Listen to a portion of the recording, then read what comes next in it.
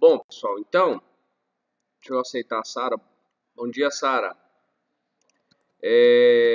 O nosso capítulo 11, ele aborda o desmatamento e a desertificação, que, na verdade, são dois temas que estão interrelacionados, né? Uma vez que o desmatamento, ele também produz a desertificação, né? E o que seria... Vamos entender o que seria o processo de desertificação. Nada mais do que ou o surgimento ou a expansão, o desenvolvimento de desertos. Então, no Brasil, nós não temos deserto, mas se a gente observar esse mapa aqui da página 53, olha lá o Brasil. O Brasil tem uma relativa estabilidade ganho ou perda. Agora, olha a perda líquida. Perda líquida do quê? De área florestal. O Brasil, mais de 500 mil hectares. E aí, quem está do nosso lado, com esse mesmo indicador aqui de mais de 500 mil, é a Indonésia.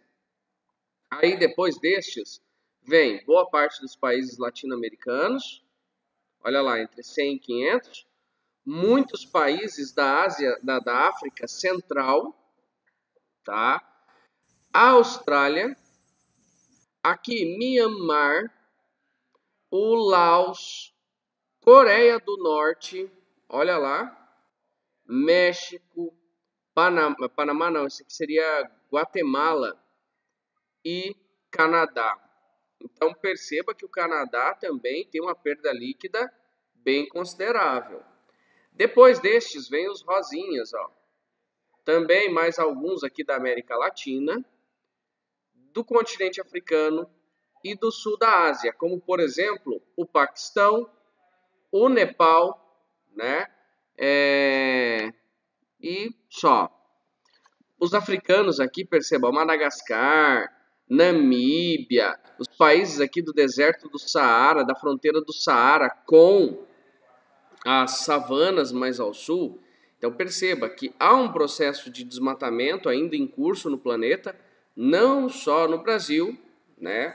Quando você analisa esse dado que parece que o Brasil está assombroso, na verdade, a gente desmata muito ainda, porque cerca de 65, 66% do território nacional ainda é coberto por vegetação nativa, vegetação natural. Aí você olha aqui para o continente europeu, os caras já não tem mais vegetação, então fica difícil de desmatar.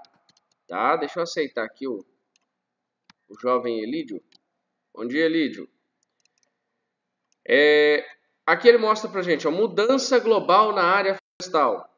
Então perceba que a área florestal ela vem diminuindo desde a década de 90. Embora a diminuição, o ritmo de diminuição seja cada vez menor, mas ainda assim há um processo de desmatamento. Se você analisar aqui, ó, eram 4 bilhões 128.269 o quê? Hectares de floresta. Agora, ó, reduziu para 3.999 bilhões, quer dizer, 128 milhões, mais de 128 milhões, né? Foi embora de vegetação. Bom, Brasil, quando a gente pensa no nosso país, o Brasil, nós temos um problema do desmatamento hoje, principalmente na região do Cerrado. E olha o que eu estou falando, Cerrado, não na área de Amazônia. A floresta amazônica continua sendo a mais preservada de todas. Agora, no Cerrado especificamente, nós temos uma importância diferente da Amazônia, que é a questão das nascentes dos rios. Os principais rios brasileiros, eles nascem dentro do Cerrado. Agora, é lógico que a Amazônia também está sendo devastada. Então você fala assim, professor, você está minimizando o impacto que a floresta tem sentido? Na verdade, não, pessoal. Não há uma minimização. O que eu estou dizendo é, às vezes o comparativo ele não é adequado, porque eu analiso a Amazônia por ela ser uma região de biodiversidade da mais alta do planeta. Só que o Cerrado, ele tem também mais de 1.500 espécies endêmicas. O Cerrado também é um hotspot de vida, tanto pela questão da biodiversidade, quanto pela questão do desmatamento, da extinção de espécies que está em curso atualmente no planeta. Tanto aqui no Brasil, quanto fora do Brasil. Mas especificamente o do Brasil, o Cerrado brasileiro acaba não tendo muita relevância como a floresta amazônica. Bem, aqui nós vemos área modificada pela ação humana. Como você pode ver, ó, floresta amazônica, olha a corzinha dela aqui. Isso aqui tudo é Amazônia. A floresta amazônica, se você reparar, é a mais preservada de todas. A floresta amazônica... Deixa eu aceitar a Isabelle. Bom dia, Isabelle. A floresta amazônica, ela está boa parte ainda intacta. Perceba, lá na margem do rio Amazonas, o negócio está feio, está bem desmatado. E ao sul da Amazônia, este sul da Amazônia aqui, da região do Acre, do estado do Acre, passando por Rondônia, Mato Grosso, o Pará, Tocantins e o Maranhão, porque o Maranhão também tem floresta amazônica, é a região de maior desmatamento da região amazônica. Por que o sul? Porque justamente é aquele que está em contato com o centro-oeste, que é o celeiro agrícola do Brasil. Então está havendo uma expansão da fronteira agrícola. E aí, consecutivamente, está havendo a expansão do desmatamento. Para que se desmata na Amazônia? Grave isso aí com você, porque isso é importante. Isso vai ser questão de prova para vocês futuramente. Talvez não na minha, mas futuramente. Quando eu penso no desmatamento da região norte, ele acontece, primeiro, para extrair a madeira e vender. Madeira tem um alto valor agregado. Segundo, se desmata para criar gado. A primeira atividade econômica que vem pós-desmatamento, geralmente, na maioria das vezes, geralmente é para a criação de gado bovino, tá? Depois que a terra já está mais mansa, mais tranquila, aquele monte de semente, de árvore já não brota mais tanto, a terra já está mais mansa, aí sim vem o cultivo da soja. A soja é uma atividade econômica muito importante no Brasil, ela compõe o nosso agronegócio, é o principal produto do nosso agronegócio. Também lado a lado com a carne bovina, né, que é um dos principais produtos da pauta de exportação do Brasil. Bem, outro bioma, outra vegetação que está bem preservada, é essa aqui do Mato Grosso do Sul e Mato Grosso, ó, que é o Pantanal. Se você observar o Pantanal, ele não sofreu impactos consideráveis. Por quê? Porque ele é alagável. Não tem como você alterar grandes coisas no Pantanal. Por quê? Porque é difícil de você entrar na região pantaneira. Tem muita área no Pantanal que é impossível se praticar até a pecuária bovina, porque é tudo cheio de água, é tudo alagado. Tem lugar que até durante a seca continua alagado, é inviável a criação de gado. Agora, lógico, nas partes mais altas da bacia pantaneira, aí sim dá para você criar gado, só que durante a seca, quando vem o período das chuvas, o Pantanal se alaga em boa parte, e aí você tem que tirar o rebanho. Se vocês repararem aqui, tem um outro bioma, que é o Cerrado, este que está em contato com o Maranhão, Tocantins, Piauí e a Bahia. Esta área aqui é chamada de Matopiba. Olha a junção dos nomes. Matopiba. Então, entre Bahia, Tocantins, Maranhão e Piauí, eu tenho uma forte ocupação atualmente. Por quê? Porque esta região aqui, ela em termos de custo de terra, mais barata. Quer dizer, tem muito produtor aqui do Mato Grosso, Goiás, Minas, do Mato Grosso do Sul, gente do Centro-Oeste, do Sudeste e até do Nordeste, aqui da zona da mata, zona agrícola tradicional, com chuva abundante, essa galera ela sai daqui e vem para esta região do Mato Piba, do Maranhão, do Tocantins, do Piauí e da Bahia. Para quê? Para criar gado ou principalmente para a produção de soja, porque o custo da terra é mais baixo. Gente, eu não tinha falado nadinha disso para vocês? Não? Então foi pro primeiro B, que eu já dei essa aula aqui, então foi pro primeiro B. A Gaioso está perguntando uma dúvida, o Pantanal não estaria mais preservado? Mesmo ele sendo pequeno, ele está com menos trem de área modificada. Ele é preservado, o Gaioso. O Pantanal é bem preservado. Tanto é que não dá para você nem plantar capim no Pantanal em boa parte, né? Nem de jeito nenhum, porque quando vier a chuva vai alagar tudo e vai morrer. Então o capim tem lá, é nativo. Não tem como você cultivar muita coisa dentro do Pantanal. É lógico que dentro do Pantanal há processo de devastação, sim. Quem conhece gente que tem fazenda na região pantaneira sabe que há desmatamento também no Pantanal. Só que não é algo tão considerável quanto é no Cerrado, quanto é na Mata de Araucária. Então, assim, são manchinhas dentro do Pantanal, de modo que quando eu mapeio, eu faço um mapeamento desse numa escala tão grande, não dá para você ver muito detalhe de desmatamento. De um modo geral, o Pantanal ele é sim bem preservado. Ok? Respondi você, Gaioso?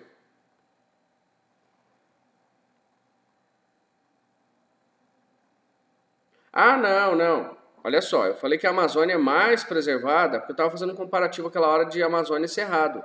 Mas realmente, se a gente for analisar quem tem maior índice de preservação, aí sim seria o Pantanal. Só que o Pantanal, perto do território amazônico, ele é bem restrito. Tá? Então aquela hora que eu falei era com relação à Amazônia, Cerrado. Tá? E se você for comparar a Amazônia com todos os demais, a Amazônia continua sendo mais preservada do que Mata Atlântica, do que Cerrado, do que Caatinga, do que Araucária, Pampas, qualquer outra vegetação, exceto o Pantanal. Né? Bem, florestas equatoriais, elas sofrem com desmatamento, olha isso aqui, ó, desmatamento nos domínios florestais. Elas sofrem 3 problemas graves. E grave esses problemas aqui, primeiro ano, que isso cai muito em prova, nas provas dos vestibulares, do Enem. Sempre tem uma questão ou outra sobre isso aqui. Ó. Erosão superficial. O que é erosão superficial? É aquela que acontece na superfície. A superfície está descoberta, né? Então não tem árvore mais para poder bloquear a chuva. A chuva cai direto no chão. Conforme as gotículas vão caindo no chão, ela vai erodindo, ela vai criando buraquinhos no solo. E aí chove bastante, com o passar do tempo, aquela superfície do solo ela vai sendo carregada pela enxurrada. Isso é o que nós chamamos de erosão superficial. Quanto maior for a cobertura vegetal, menor a erosão superficial. Quanto menor a cobertura vegetal, maior a erosão superficial. Esse é o motivo que explica o porquê dos produtores rurais fazerem a alternância de cultura. Então assim, hora ele está com a soja, aí ele vem colhendo a soja e já por trás da colheita da soja, no meio daquela palha que sobra, os caras já vêm utilizando as plantadeiras para já colocar milho atrás. Ah, e o milho atrás, Robson. O Robson está aqui debochando de mim. O que acontece, Lavínia? Quando você já cultiva, já tira a soja e já vem com o milho atrás, duplo sentido essa palavra, né? O solo, ele não vai ficar descoberto. A ideia é você deixar o solo o mínimo possível sem cobertura vegetal. Porque ainda que seja soja, ou milho, ou algodão, ou qualquer outro gênero agrícola é melhor do que ficar descoberto. Se ficar descoberto, aí vai acarretar nisso aqui, ó. Vai aumentar a nossa taxa de erosão superficial. E o que a erosão faz? A erosão, ela faz o processo do assoreamento. Isso. Faz o assoreamento nos rios. Além de assoreamento, se ele está levando a parte superficial do solo embora na água, a superfície do solo, o horizonte O e A, as duas camadas superiores do solo, são as mais férteis. Então, quando o produtor ele perde solo por erosão, ele está perdendo também a capacidade produtiva do seu solo. Porque a maior parte do que é matéria orgânica no solo está por cima. As partes mais profundas do solo, elas vão ficando com cada vez menos matéria orgânica e também menos água e mais mineral. E aí, para a agricultura, isso não é muito positivo. Além da erosão superficial, a gente tem a lixiviação. Da mesma forma, sem a cobertura vegetal, ó, as águas da chuva, quando infiltram, dissolvem parte dos nutrientes da superfície do solo e os levam para as camadas mais profundas. Quando o solo não possui cobertura vegetal, há maior dissolução e os nutrientes são carregados para os horizontes mais profundos, processo conhecido como lixiviação. Pensa no coador do café. Eu sempre uso esse exemplo. O coador do café. Você coloca o pó dentro do café. Bom dia, Isabelle. Não, a Isabelle está voltando só, né? Você coloca o pó do café dentro do coador e aí você despeja a água. E aí a água que sai no fundo, misturada com o pó, ela sai pretinha. Ah, é outra Isabelle então, né? Desculpa. Quando você coa o café, a água sai pretinha. Por que a água sai preta? Porque ela pegou partículas do pó do café e levou para a parte mais baixa, para a parte mais profunda. Mesma coisa acontece com o solo. Se o solo está desmatado, a água ela dissolve os nutrientes do solo mais facilmente. Vai aprofundando esses nutrientes. Então, com o passar do tempo, o solo ele vai perdendo também a sua capacidade produtiva. Isso é um problema ambiental, um problema de solo grave. E por último, ó, a laterização. Laterização é muito parecida com a lixiviação. Olha só, as águas umedecem o solo e dissolvem os minerais metálicos e sais presentes nele. Quando o solo é aquecido pela radiação solar, essas águas tendem a subir por capilaridade, até evaporar, como se o solo estivesse transpirando. Após a evaporação da água, os minerais, antes dissolvidos, se unem e formam uma camada impermeável na superfície, processo conhecido por laterização. Então aqui nós estamos falando principalmente de alumínio. O alumínio ele vai criar uma camada impermeável no solo. Se o solo fica impermeável, a água é um ingrediente fundamental para manter a matéria orgânica, a fertilidade, a produtividade agrícola. Se eu tenho uma camada impermeável na região superficial do solo, a água não infiltra. Se a água não infiltra, de novo eu vou ter um problema na minha produtividade, na recomposição até mesmo da vegetação nativa. Vai ficando um solo improdutivo. Por isso, se utiliza tanto a técnica de gradear o solo, de revirar o solo, porque assim eu misturo os minerais, eu deixo o solo mais fofinho. Então, quando chover, a água vai entrar, vai infiltrar mais tranquilamente, umedecer o solo, misturar os minerais, fazer as reações químicas dentro do solo, deixando ele com a taxa de fertilidade legal. Como se formasse a camada em cima? Por que ela forma, o Lavínia? Do mesmo modo que aconteceu na lixiviação, conforme a água vai infiltrando, ela vai levando alguns tipos de minérios. Por exemplo, no caso da laterização, o alumínio principalmente. E aí ele vai ficando tudo juntinho. Você já viu como que funciona Você já parou para se perguntar? É difícil de ver, né? Mas como que funciona uma máquina colheitadeira de soja, por exemplo? Você já viu que ela vai colhendo, vem ali uma máquina, aquele rolo, vai passando por cima das plantinhas de soja, e aí ele colhe tudo, aquelas vagens, que a soja ela dá uma vagenzinha assim, pequenininha, né? E aí ela, dentro da máquina, ela já faz a limpeza e deixa o grão bonitinho, o grão já vai sendo jogado dentro da carroceria de um trator, da carreta de um trator. Como que é feita essa limpeza? Basicamente, a máquina, a colheitadeira, ela vai chacoalhando ali as vagenzinhas, e aí o que for de maior densidade vai para um lado, o que for de menor densidade vai para o outro. Então é o mesmo princípio do solo. Por que que forma essa camada impermeável no solo? Porque a água ela vai dissolvendo os compostos do solo de acordo com a densidade. Então, o que tem a mesma densidade, o que é o mesmo minério, vai ficando tudo juntinho, porque conforme a água vai infiltrando, ela vai descendo, ela vai aprofundando esses minérios, esses sais. Então, basicamente, é por questão de densidade. Ou, se você pensar antigamente, se utilizava muito peneira. Vocês já viram peneira? O pessoal trabalhando, por exemplo, limpando arroz. Antigamente socava o arroz num pilão, era um recipiente de madeira, assim, um negócio alto de madeira assim. Aí você vinha com um soquete, tipo um amassador de alho, só que era pro grandão para bater arroz. Aí conforme você ia batendo arroz, aí você jogava na peneira, aí você chacoalhava assim o arroz, aí separa a palha para um lado, do grão para o outro lado. Mesmo conceito, é de acordo com a densidade.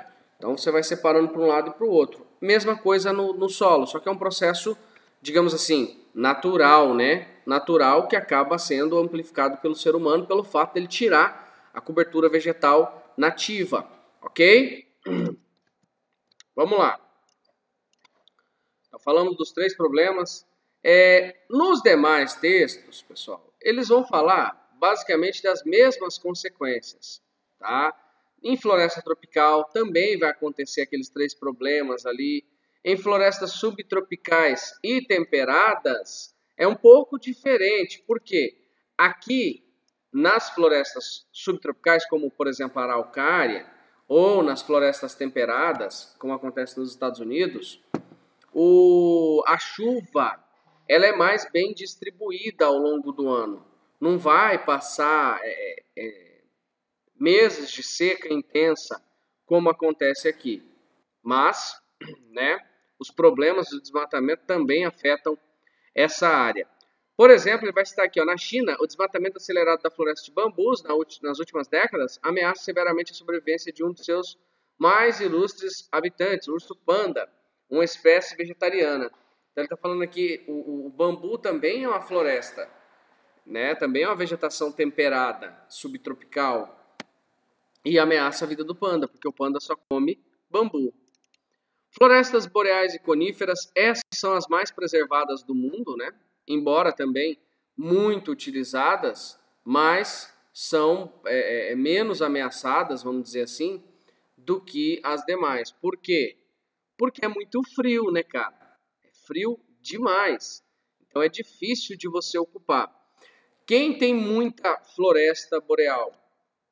Principalmente a Rússia. A Rússia tem a maior floresta do mundo, muito maior do que a Amazônia, tá? A floresta boreal russa, a taiga russa ou a coníferas da Rússia, é amplamente utilizada para extração de madeira.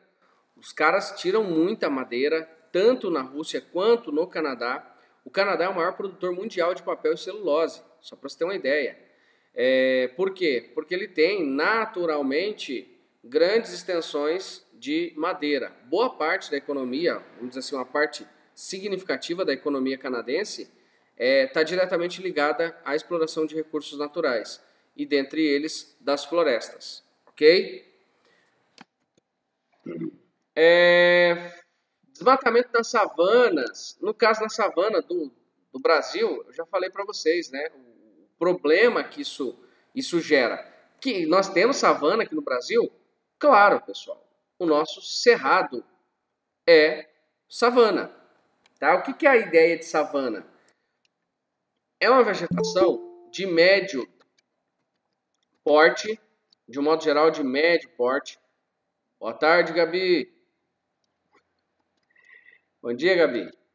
É uma vegetação de médio porte com árvores de casca grossa, galhos retorcidos. Então, é uma vegetação adaptada à condição de escassez de chuva em alguns momentos. Se vocês repararem agora, em julho, as árvores aqui do Cerrado, aqui de Campo Grande, as que forem nativas daqui, elas começam a liberar suas folhas. Você já viu? Quando for ali o mês de agosto, agosto, setembro, depende do ano, os ipês começam a florir. Só que quando o ipê floresce, ele não tem mais folha. Por quê? Porque a árvore, ela já entende, já faz parte do processo de desenvolvimento da vegetação do cerrado, que ela vai passar por períodos de escassez hídrica, não vai ter chuva.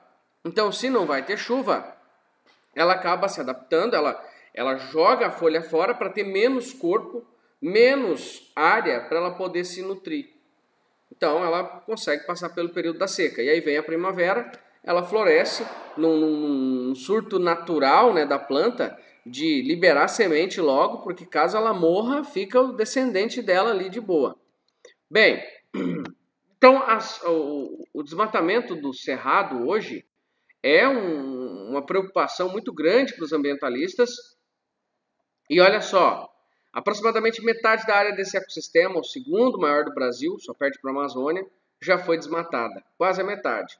Além da expansão do agronegócio na região, verificada especialmente nas últimas décadas, que desestabiliza a estrutura fundiária regional, ao desflorestamento para a produção do carvão vegetal, a qual contrata famílias camponesas como mão de obra barata, em alguns casos explora o trabalho infantil ou até semi-escravo, as carvoarias, né?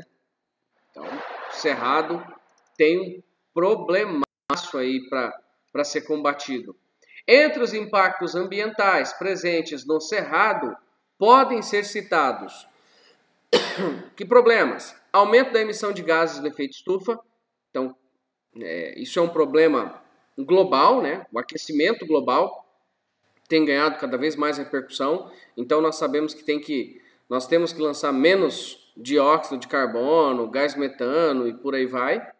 Uso excessivo dos recursos hídricos para irrigação e poluição das águas superficiais e subterrâneas por agrotóxicos. Esse também é um problema grave. A agricultura, pelo fato dela usar agrotóxico, e muitas vezes, né, próxima de mananciais de rios, parte desse agrotóxico vai parar dentro do rio. E aí muitas vezes esse rio abastece cidades, ou você vai acabar com a biodiversidade dos rios. É um problema também. Compactação dos solos, pisoteados por rebanhos ou danificados pela laterização e pelas queimadas. Mesma coisa, laterização também no cerrado, não é só na floresta equatorial não. Lembra da laterização?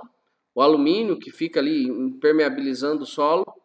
Elevados índices de erosão superficial e o consequente assoreamento de importantes rios que compõem algumas das principais bacias hidrográficas do Brasil, ameaçando inclusive regiões vizinhas, como o Pantanal mato-grossense. Então, você fala assim, poxa, o Pantanal é todo preservadão, né? Sim, só que ele sofre um processo grave, um problema gravíssimo de de assoreamento. Porque a parte mais alta da bacia do Taquari, por exemplo, do rio Taquari, um dos principais afluentes do rio Paraguai, do Pantanal, consecutivamente, ali a região de Coxim, de Camapuã, de Alcinópolis, de Figueirão, de Pedro Gomes. Essas cidadezinhas, esses municípios ali têm uma vocação muito para a agricultura e para a pecuária. Então, principalmente a pecuária na cabeceira do Taquari. Com o desmatamento, essa erosão superficial vai empurrando esse sedimento para dentro dos rios. E aí, como as bacias hidrográficas elas se conectam, está tudo interligado, né? Esse sedimento, toda essa sedimentação, ela acaba indo parar dentro do Pantanal, porque os rios que nascem ali na região desses municípios que eu falei para vocês, e outros municípios também no Mato Grosso, né? Eu citei só alguns como exemplo, esses municípios eles estão conectados com o Pantanal, eles são a parte mais alta, então a água ela vai descer da alta para baixa, então ela sai do Planalto, do Mato Grosso do Sul e vai para a planície alagável do Pantanal, e aí junto com essa água desce também o sedimento, e aí vai assoreando o Pantanal, gerando um problemão também, porque se eu acabo com o regime de cheias, né, do Pantanal, se eu altero esse regime, milhares de espécies vão sofrer por conta de uma ação antrópica, de uma ação humana. E por último, redução expressiva da biodiversidade local. Tá? Então, reduz biodiversidade. Bem simples, matou floresta, né, tirou floresta, reduziu biodiversidade. Agora sim, vamos para 61, desertificação.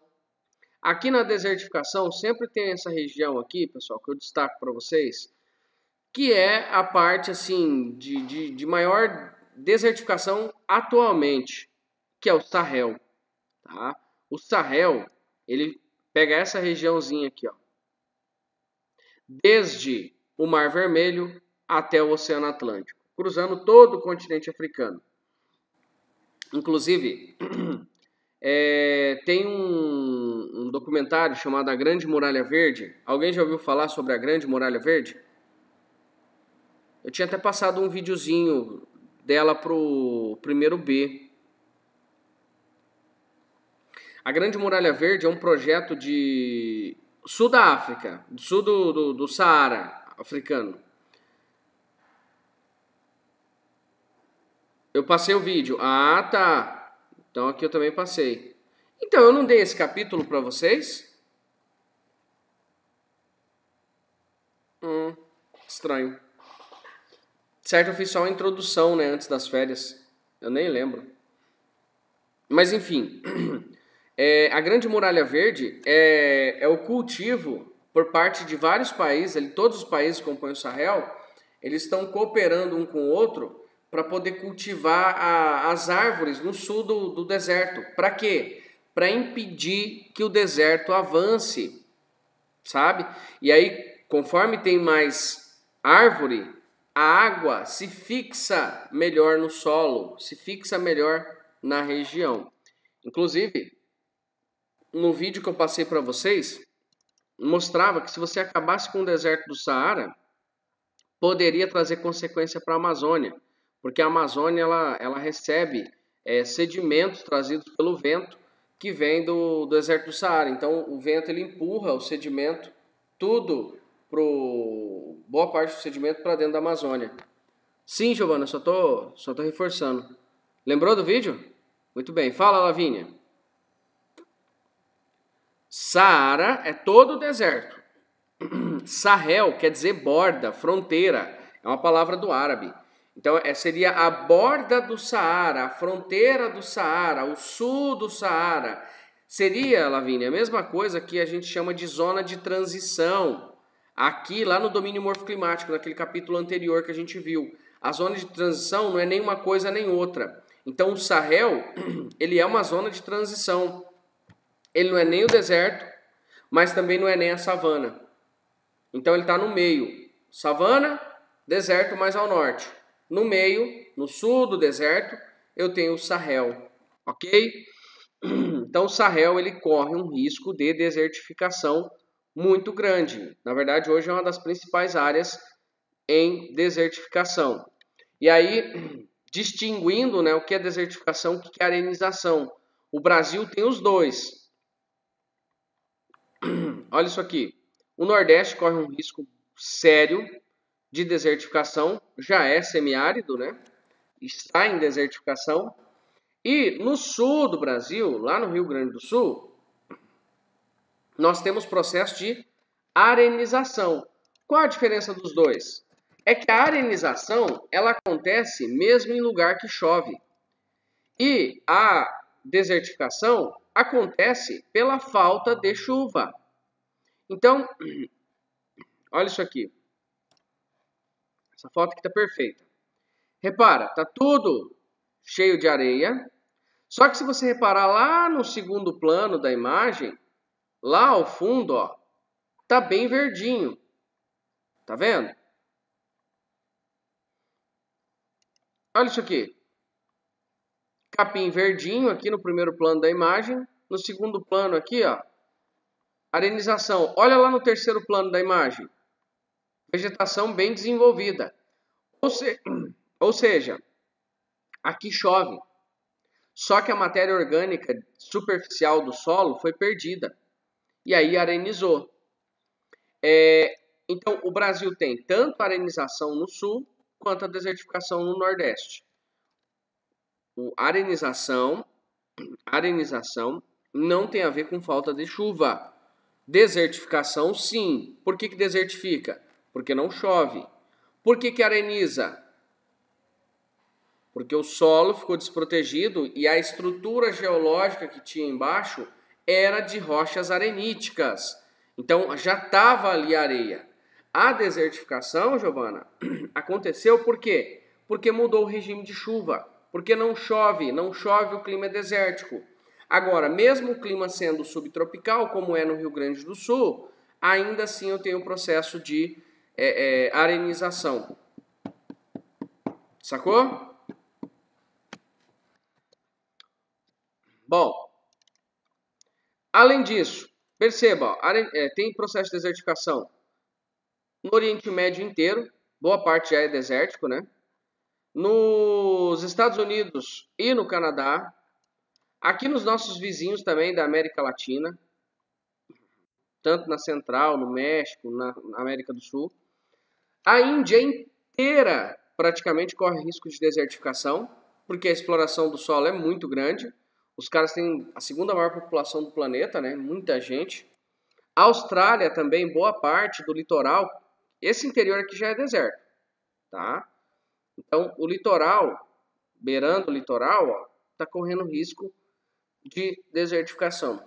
Então, o problema da desertificação que a gente conclui aqui nessa observação é que ele não é específico de algum lugar. Ele é um problema global hoje. A perda de vegetação nativa é um problema global. A atividade exploratória agrícola, ela tem feito essa área de... Meu Deus. Ela tem feito essa área de vegetação nativa ser perdida e, consecutivamente, há um risco maior de desertificação. E a gente sabe, né, pessoal? Ninguém quer morar no deserto. Ninguém quer viver no deserto, exceto alguns doidos, né? O Robson quer morar no deserto. Aqui, vocês acham que eu tô falando sozinho? Ó, isso vai pro YouTube, hein? Isso vai pro YouTube, depois eu vou colocar carinha de travesti nele. Direitos autorais, eu quero. Pessoal, beleza? Entenderam? Alguém gostaria de... Deixa eu pausar aqui.